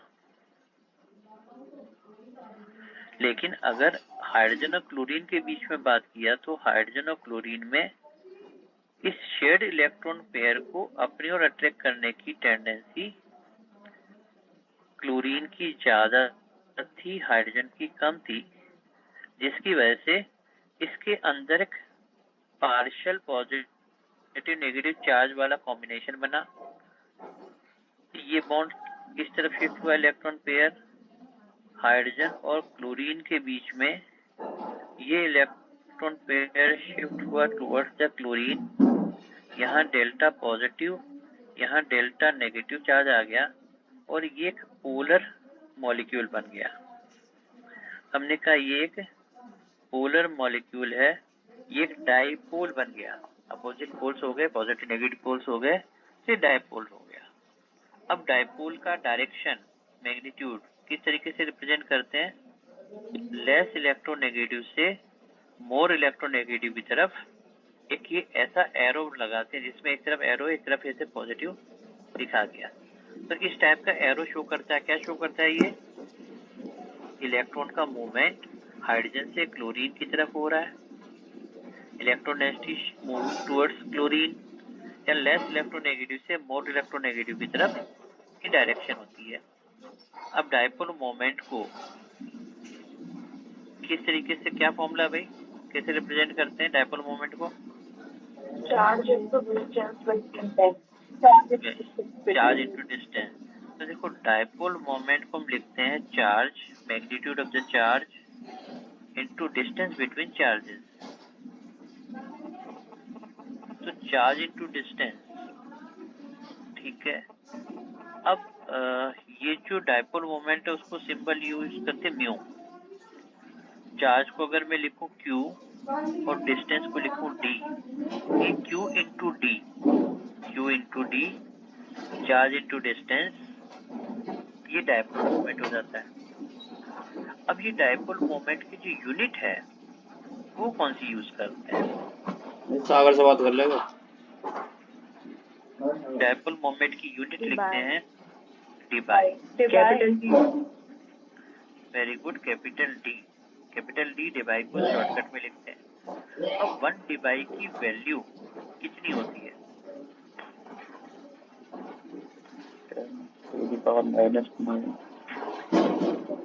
अब देखो जरा समझना बहुत अच्छे समझना। चार्ज और डिस्टेंस की यूनिट क्या ले रहे हैं उसके बेसिस पर दो अलग अलग तरीके हैं। अगर चार्ज को लिया जाए ESU, इलेक्ट्रोस्टैटिक यूनिट, चार्ज को ESU इलेक्ट्रोस्टैटिक यूनिट में लें, तो 1 यूनिट चार्ज कितना होता है? 1 क्यू चार्ज कितना होता है? 1 क्यू चार्ज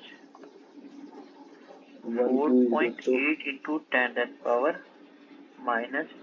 ESU होता है, इलेक्ट्रोस्टैटिक यूनिट। अगर चार्ज को ESU में लिया जाए और डिस्टेंस हम किस में ले रहे हैं? सेंटीमीटर में। डिस्टेंस को सेंटीमीटर में लें। अगर चार्ज को ESU डिस्टेंस को सेंटीमीटर में लें तो 1 डिवाई की वैल्यू 1D होता है 1 इंटू 10⁻⁻18 ESU एंड सेंटीमीटर। तो ESU सेंटीमीटर हुआ, तब हम लेते हैं 1 इंटू 10⁻⁻18। 1 यूनिट चार्ज कितना होता है वो लिखा हुआ है, डिस्टेंस को हम सेंटीमीटर में लिख रहे हैं, चार्ज को ESU डिस्टेंस को सेंटीमीटर, तो ये हो जाएगा 1 इंटू 10⁻⁻18 ESU सेंटीमीटर। ठीक है। अच्छा, दूसरा तरीका क्या है? चार्ज को हम लेते हैं 1 क्यू चार्ज होता है कुलम्स में, 1.6 into 10⁻⁻19 coulombs, 1.6 into 10⁻⁻19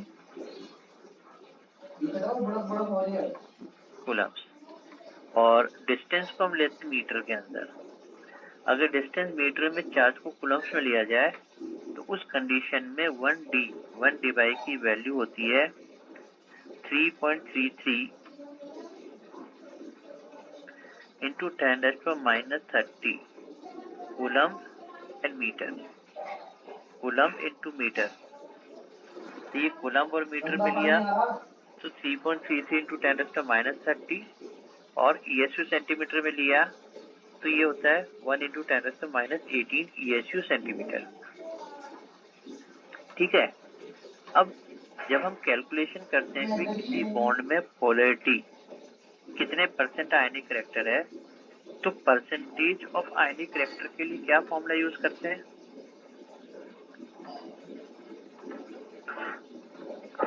mu experimental upon theoretical into. Very good. तो देखो, हमने लिखा परसेंटेज ऑफ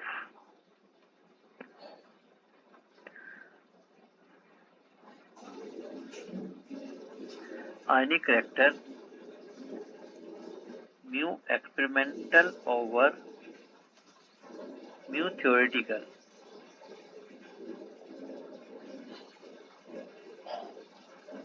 इंटू 100। अब एक्सपेरिमेंटल हम कहते हैं ऑब्जर्व,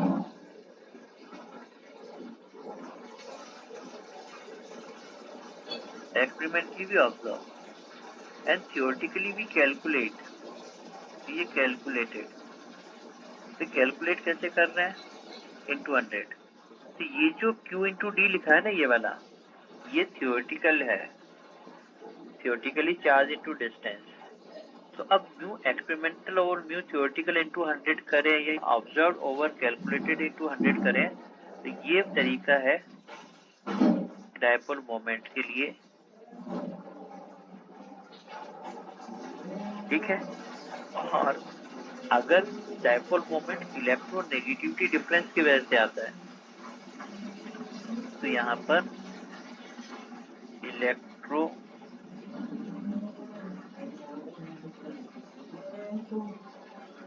नेगेटिविटी डिफरेंस, तो हम कहते हैं डेल्टा ई ए और बी की। डेल्टा ई मतलब इलेक्ट्रोनेगेटिविटी डिफरेंस,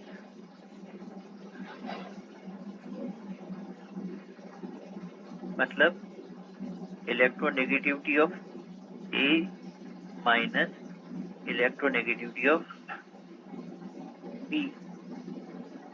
ए और बी के बीच में जो इलेक्ट्रोनेगेटिविटी का डिफरेंस है वो डेल्टा ई ए बी हो गया। तो आप इसको ऐसा लिखते हैं, परसेंटेज ऑफ आयनिक करेक्टर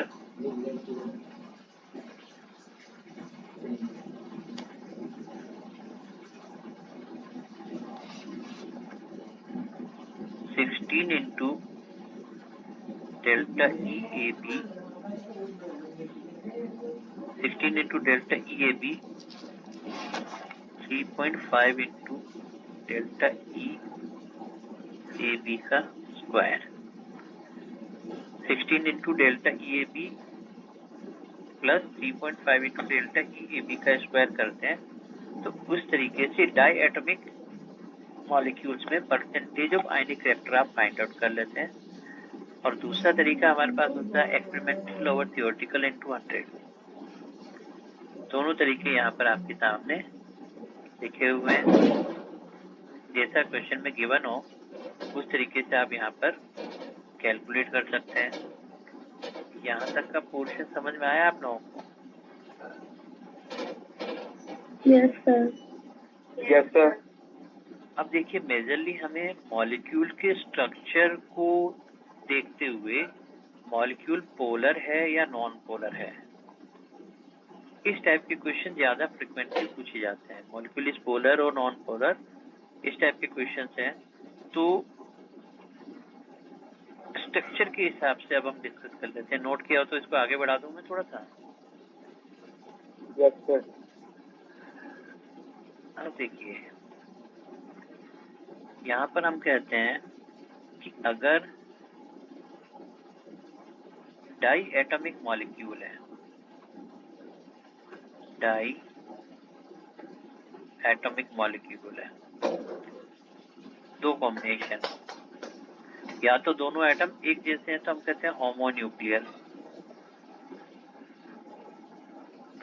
और दोनों अलग अलग हैं तो हम कहते हैं हेट्रोन्यूक्लियर।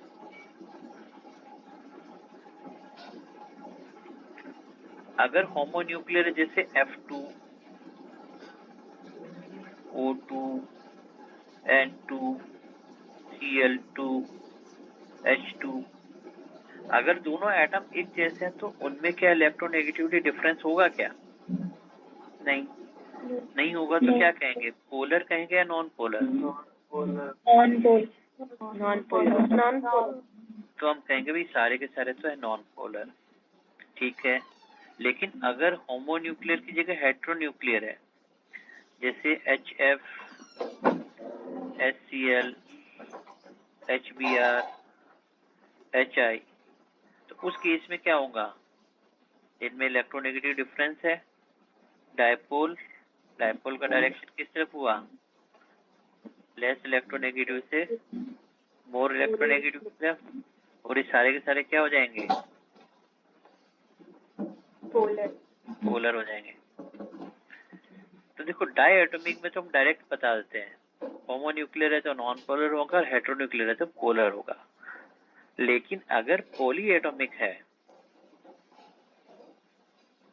पॉली एटॉमिक में डायरेक्ट बॉन्ड की पोलैरिटी और मॉलिक्यूल की पोलैरिटी में डिफरेंस है। तो देखो मैं पहले बात कर रहा हूँ पॉली एटॉमिक।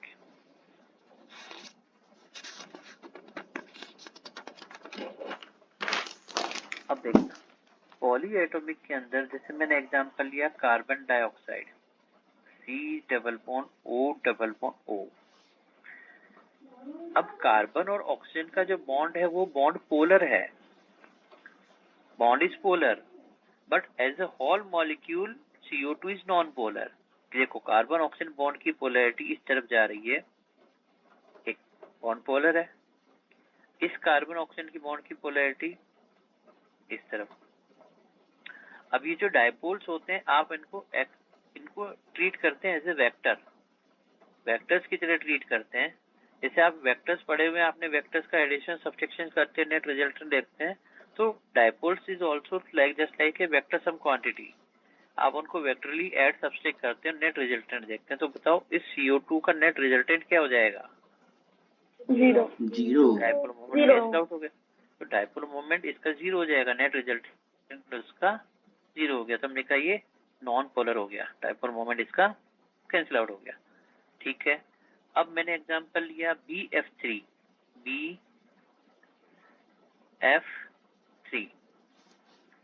अब देखो ये जो दो फ्लोरीन लगे हुए हैं, इस फ्लोरीन का डायपोल इस तरफ, इस फ्लोरीन का डायपोल इस तरफ, बताओ इन दोनों का रिजल्टेंट किधर होगा? जिसमें हाथ मार दे एक बार। डाउनवर्ड। एसी में इसका रिजल्टेंट किस तरफ हो रहा है, डाउनवर्ड। अब ये जो रिजल्टेंट बना, उस रिजल्टेंट का कैंसिलेशन किससे हो रहा है, ऊपर वाले से हो रहा है। इस रिजल्टेंट का कैंसिलेशन ऊपर वाले से हो गया। तो अब बताओ नेट क्या हो गया, नेट डायपोल मोमेंट क्या हो गया, 0। तो एक ट्रायंगुलर प्लेनर स्ट्रक्चर है, तो ये भी नॉन पोलर हो गया, डायपोल मोमेंट 0 हो गया, और हमने कहा ये नॉन पोलर हो गया। अब जैसे लिखते हैं मिथेन CH4 या फिर CCl4। अब CCl4 में देखो, मान लो ये 3 आपने बना रखे हैं, इसका डायपोल, इसका डायपोल, इसका डायपोल। इन तीनों का रिजल्टेंट किस तरफ होगा भाई, डाउनवर्ड। इसमें डाउनवर्ड नीचे की तरफ, इसका डाउनवर्ड नीचे की तरफ, ये रिजल्टेंट जा रहा है।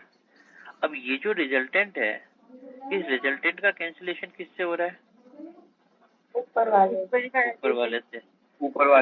ऊपर वाले से। तो नेट रिजल्टेंट 0 हो गया, तो हम कहेंगे it is also non polar. हमने एग्जांपल लिया PCl5, हमने कहा एक फास्फोरस,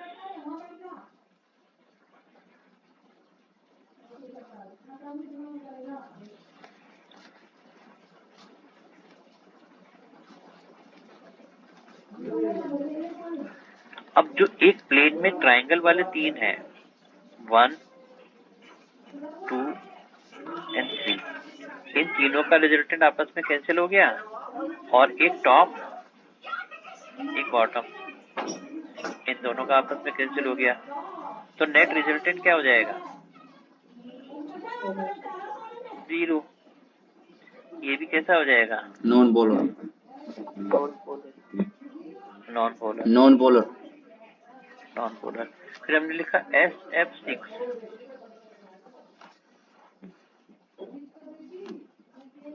SF6 एक प्लेन में 4, एक ऊपर एक नीचे। तो ये जो एक प्लेन में 4 है, इनका आपस में कैंसिलेशन हो गया, आपस में नॉन पोलर। एक टॉप एक बॉटम, वो आपस में कैंसिल आउट हो गए। नेट रिजल्टेंट क्या हो जाएगा, 0। Non polar non polar. Non polar. अब देखो, अगर मैं इन सबको एक शॉर्टकट बना करके ये कहूं कि ये सभी मॉलिक्यूल अपनी रेगुलर ज्योमेट्री में है, ये सभी मॉलिक्यूल अपनी रेगुलर ज्योमेट्री में है। रेगुलर ज्योमेट्री CO2 की क्या है ज्योमेट्री, क्या कहूंगा मैं, ज्योमेट्री का नाम क्या लिखूंगा, लीनियर। BF3 के लिए ज्योमेट्री क्या लिखूंगा, ट्राइगोनल प्लेनर। CCl4 की ज्योमेट्री क्या लिखूंगा, टेट्राहेड्रल। PCl5 के लिए ट्राइगोनल बाइपिरामिडल। और SF6 के लिए ऑक्टाहेड्रल। अभी मैंने पॉइंट नंबर 1 क्या लिखा, अगर मॉलिक्यूल अपनी रेगुलर ज्योमेट्री में हो, पॉइंट नंबर 1, सराउंडिंग के सारे एटम एक जैसे हों, all surrounding atoms are identical, all atoms are identical.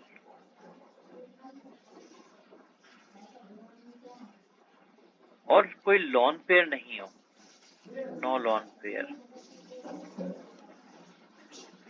Regular geometry हो, सारे एटम एक जैसे और कोई लॉन पेयर नहीं है, then molecule is expected to be non polar. तो हम एक्सपेक्ट करते हैं कि मॉलिक्यूल कैसा होगा, तो वैसा मॉलिक्यूल नॉन पोलर होना चाहिए।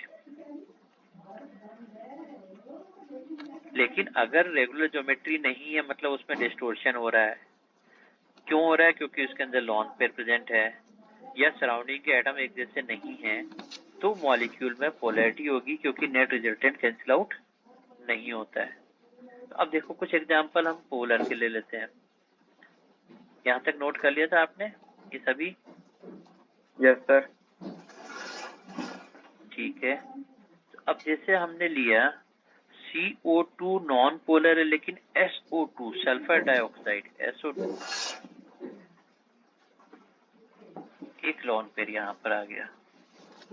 अब देखो इसका क्या डायपोल, एक इस तरफ एक इस तरफ, क्या इसका डायपोल कैंसिल आउट हो रहा है? नो। रिजल्टेंट किस तरफ आ रहा है? नीचे की तरफ, डाउनवर्ड आ रहा है। तो हम कहेंगे कि ये मॉलिक्यूल कैसा हो गया? ये हो गया पोलर। ये पोलर हो गया। हम कहते हैं sir yes sir lone pair opposite. दोबारा बोलो बेटा आपने। Lone pair sir lone pair opposite side में नहीं जाता, अवे फ्रॉम मॉलिक्यूल।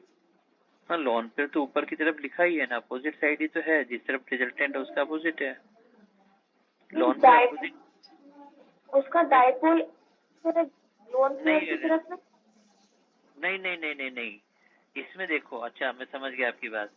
देखो आप जो कह रहे हैं, जैसे ये NH3 है अमोनिया, ये NH3 और ये लॉन पेयर।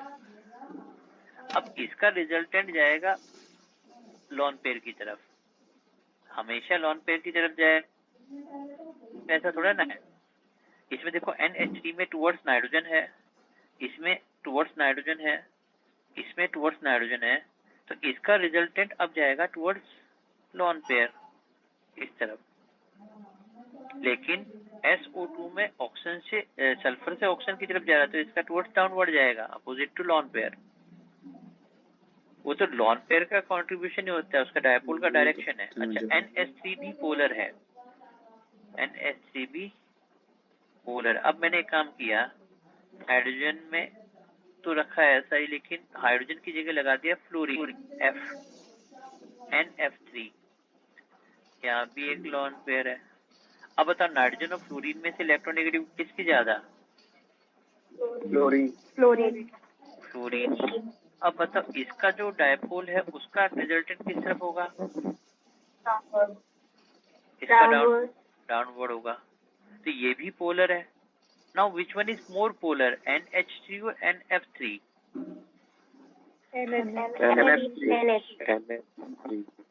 NF3 या NH3, which one is more polar? मैंने लिखा NH3 और NF3। देखो, मैं इसको फर्स्ट कह रहा हूँ, इसको सेकंड कह रहा हूँ। बताओ, फर्स्ट और सेकंड में से ज्यादा पोलर कौन सा है? क्यों भाई फर्स्ट क्यों कहा, सेकंड क्यों नहीं कहा? हाँ, बिल्कुल ठीक है। अमोनिया वाले केस में कन्वर्ज हो रहा है और दूसरे वाले केस में डाइवर्ज हो रहा है। देखो, अमोनिया वाले केस में नेट रिजल्टेंट का कन्वर्जन हो रहा है, एक तरफ जा रहा है, और NH3 में कन्वर्ज हो रहा है, NF3 फ्लोरीन वाले केस में डाइवर्ज हो रहा है। जो कन्वर्ज ज्यादा होता है डाइवर्ज के कंपैरिजन में, इसलिए आप कहेंगे क्या, which one is more polar? तो हम कहेंगे NH3 is more polar then NF3। ठीक है, तो इस तरीके से आप डायपोल मोमेंट फाइंड आउट करते हैं। अब एक क्वेश्चन यहाँ पर दे रहा हूं, मैंने क्वेश्चन लिखा,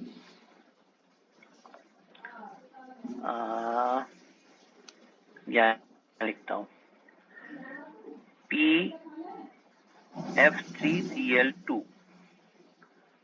and PCl3F2। ठीक है, ऑप्शन 1, ऑप्शन 2, ऑप्शन 3, ऑप्शन 4 बनाया। और इसमें कहा this is polar polar, non polar polar, polar non polar, non polar non polar. Third option polar non third option. क्यों भी ऐसा कैसे लगा आपको? का स्ट्रक्चर बनाती और ग्रीन मल्टी होगा क्या आएगा? थर्ड ऑप्शन ही है सर। Third option. अच्छा चलो एक काम करते हैं, पहले इनका नहीं, फोर्थ थर्ड तो बात की बात है, पहले एक काम करते हैं NF3Cl2, इसको फर्स्ट, इसको कंपाउंड ए कहा, इसको कंपाउंड बी कहा। कंपाउंड ए के लिए स्ट्रक्चर बनाते हैं, देखो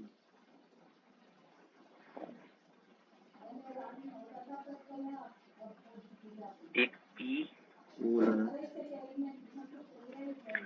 और कंपाउंड बी के लिए भी स्ट्रक्चर बना लेते हैं।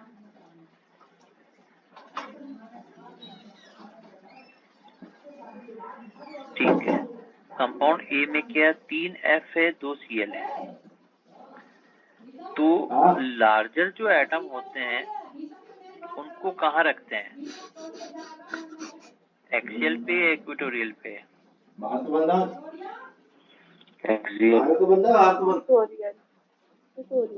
इक्वेटोरियल पे। और जो स्मॉलर एटम्स होते हैं वो तो एक्सियल पे जाएंगे। तो यहाँ पर ये फ्लोरीन, ये फ्लोरीन, और उसके बाद में एक फ्लोरीन बचा दिया, यहाँ पर आ गया। 3 फ्लोरीन थे, 2 क्लोरीन थे। सेकंड वाले केस में 3 क्लोरीन है, तो हमने कहा लार्जर एटम, ये तीनों क्लोरीन यहाँ पर आ गए, और जो 2 फ्लोरीन है ये फ्लोरीन यहाँ पे आ गए। अब बताओ डाइपोल किस में कैंसिल आउट हो रहा है, किस में नहीं हो रहा है?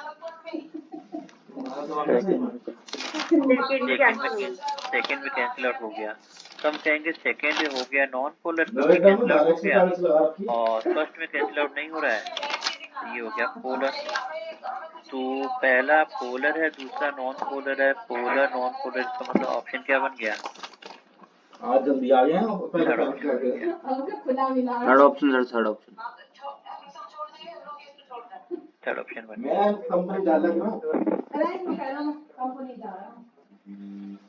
ठीक है, तो इस तरीके से मॉलिक्यूल्स के अंदर पोलर नॉन पोलर वाली चीज आपको समझ में आई? Yes sir. ठीक है, अभी जो हमने डिस्कस किया वो क्या था? अभी कोवलेंट बॉन्ड में पोलर कैरेक्टर मतलब डाइपोल मोमेंट। अब मैं डिस्कस कर रहा हूं कि आयनिक बॉन्ड में कोवलेंट कैरेक्टर। मैंने लिखा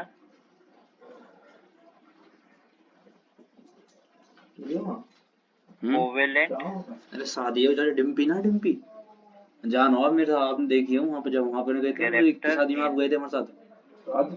हाँ उसकी आयनिक बॉन्ड आज ये अभी आयनिक घर तो बॉन्ड उसका में दिल्ली में, कोवलेंट कैरेक्टर को एक्सप्लेन करते हैं, कहते हैं फिजांस रूल।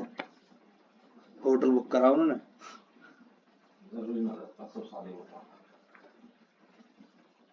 फिजांस रूल किसी आयनिक बॉन्ड में कोवलेंट कैरेक्टर को रिप्रेजेंट करता है। अब एक्चुअली होता क्या है वो समझना। एक आयनिक बॉन्ड है, आयनिक बॉन्ड को मैंने लिखा जैसे एक कैटायन और एक एनायन।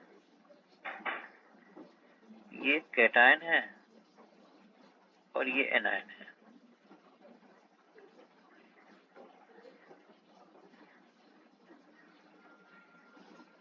अब एनायन का खुद का इलेक्ट्रॉन अपने न्यूक्लियस से दूर है, कैटायन का खुद का इलेक्ट्रॉन अपने न्यूक्लियस के पास है। कैटायन ने अपने इलेक्ट्रॉन्स को अच्छे से स्ट्रांगली पकड़ा हुआ है। अब एक दूसरे के इलेक्ट्रॉन्स को एक दूसरे के न्यूक्लियस अट्रैक्ट कर रहे हैं। एनायन के इलेक्ट्रॉन को कैटायन का न्यूक्लियस अट्रैक्ट कर रहा है और कैटायन के इलेक्ट्रॉन को एनायन का न्यूक्लियस अट्रैक्ट कर रहा है। अब क्योंकि एनायन का इलेक्ट्रॉन खुद के न्यूक्लियस से दूर है, इसका मतलब लूजली हेल्ड है,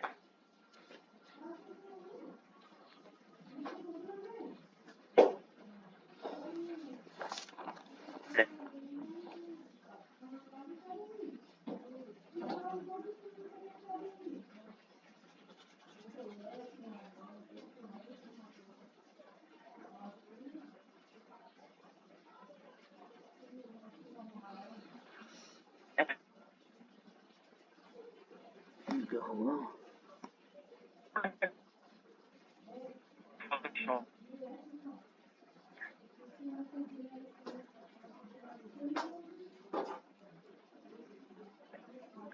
नो सर। थोड़ी सी ज्यादा है। किस तरफ ज्यादा है?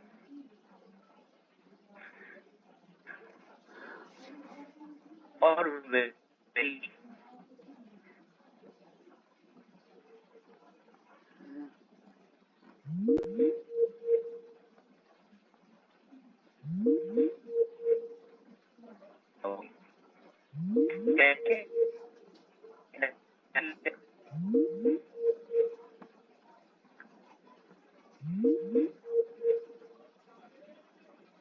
हम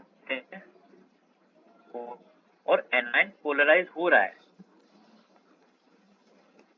तो एनायन की पोलराइजेबिलिटी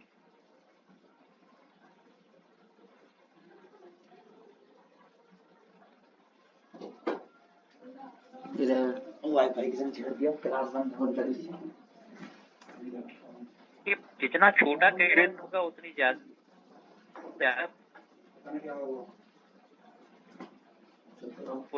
पता नहीं बीच में नेटवर्क प्रॉब्लम आ रही है, पता नहीं क्या छिड़ रहा पीछे से। इन दोनों बॉन्ड के यहाँ, दोनों न्यूक्लियस के बीच में यहाँ इलेक्ट्रॉन डेंसिटी कंपैरेटिवली बढ़ गई और दो न्यूक्लियस के बीच में